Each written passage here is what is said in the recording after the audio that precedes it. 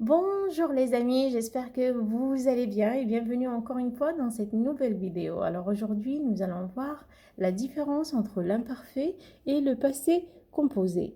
اليوم غنشوفوا الفرق ما بين l'imparfait وما بين le passé composé. On va savoir aussi quand est-ce qu'on utilise l'imparfait et quand est-ce qu'on utilise le passé composé, vu que les deux temps ont un seul point commun بحكم انه هاد الازمنه بجوجهم عندهم واحد النقطه مشتركه اللي هي انهم يزكسبريم لو باسي تيعبروا لنا على الماضي. اليوم غنشوفوا فوقتاش غنستعملوا الاول دون الثاني والعكس صحيح. Tout d'abord, il faut savoir que l'imparfait est utilisé pour la description, pour parler des anciennes habitudes ou pour parler aussi d'une action en progression dans le passé. بمعنى أنه l'imparfait هو واحد الزمان تنستعملوه للوصف، أي وصف أشخاص أو لا أحداث أو لا أشياء في الماضي. كذلك تنتكلموا عليه أو لا تنستعملوه باش تنتكلموا على شي عادة أو لا شي طبع كان فينا في الماضي وما بقاش عندنا داك العادة أو لا داك الطبع، ولا تنتكلموا على شي أحداث اللي المدة ديالها خدات مدة طويلة أو لا اللي كان المدة ديالها أطول من الباقي. الامبارفي كذلك تنستعملو باش نروي الحكايات والقصص، باش نتكلم على لي كون دو في كوم ساندريون بلانش نيج اكسيتيرا. هاد القصص كاملين تنستعملو لهم الامبارفي باش نوصفو الاحداث ونتكلمو على الاحداث في الماضي. مثال: La rue était déserte. Il faisait chaud. La rue était déserte يعني أنه الحي كان خاليا أو قاحلا، ما كان حتى شي واحد، كان خاوي. Il faisait chaud كان الجو حارا، كان الحال سخون. دونك باش نوصف لا رue اللي هو الحي أو لا الجو اللي كان حار، فإني استعملت لو فيرب être et le verbe faire، صرفتهم في l'imparfait.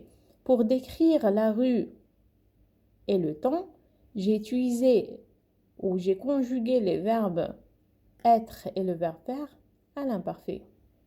كذلك باش نتكلم على une ancienne habitude، واحد العادة كانت فيها قديما، je me levais à 8 heures، استعملت l'imparfait. Actuellement, je me lève à 7 heures du matin mais avant je me levais à 8 heures. يعني قبل في الماضي كنت نستيقظ دائما في 8 صباحا، كانت عادة عندي، كان طبع، دونك استعملت l'imparfait.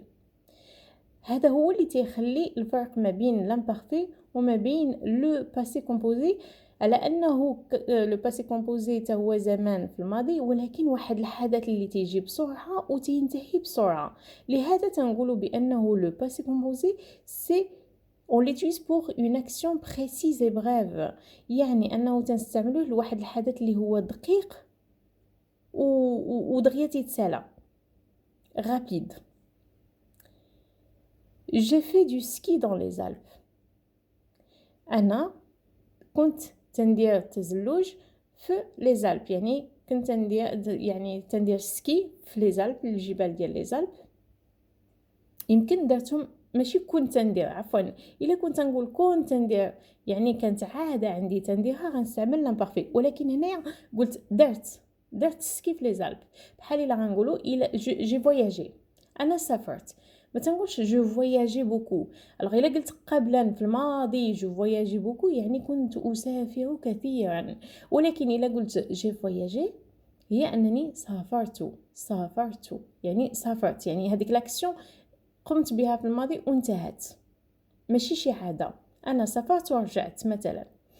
لهذا تنقولوا بأنه لامبارفي تنستعملوه لشي أحداث اللي تتكون المدة ديالها إلى حد ما تيكونوا المدة ديالهم طويلة، و لو باسي كومبوزي تيكون الأحداث أو الأحداث اللي تنتكلموا عليهم تيكونوا غابيد، تيكونوا دي زاكسيون كورت.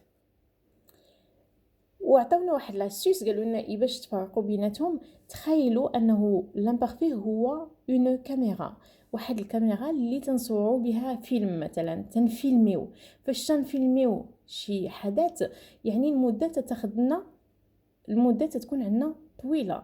بينما لاباغي فوتو فاش نجيو بور بروندر اون فوتو سا نو برون با بوكو طون، يعني ما تتاخذناش وقت طويل، يعني تتكون ثانية الى ثانيتين وتناخذوا لا فوتو. دونك هذا هو الفرق ما بين لامبارفي وما بين لو باسي كومبوزي. كذلك بالنسبه لا فورم، فاش تنشوفوا لا فورم تتنتهي ب اي اس اي اس اي تي اي او ان اس اي او زد اي او ان تي، بيان سور هادو هما لي تيرمينيزون ديال لامبارفي. حينما تكون لو باسي كومبوزي اي فورمي بيان سور دان اوكسيليير بلس ان بارتيسيب باسي اللي لو كا ديال لو فيرب فير. في هذه الحاله تنقولوا بانه et هو l'auxiliaire avoir plus le participe passé du verbe faire اللي هو fait، و هذا هو هذه هي لا فورم ديال لو باسي كومبوزي واللي كاين تتخلي الفرق ما بينها وما بين لامبارفي. كخلاصه اللي خصنا نعرفوا انه لامبارفي تنستعملوه للوصف ولا للتكلم على احداث خدات مده طويله في الماضي، وبينما لو باسي كومبوزي تنستعملوه للاحداث اللي دغيا وقعت ودغيا سالات. هذا هو الدرس ديال اليوم، تنتمنى يكون مفهوم. على بروشين.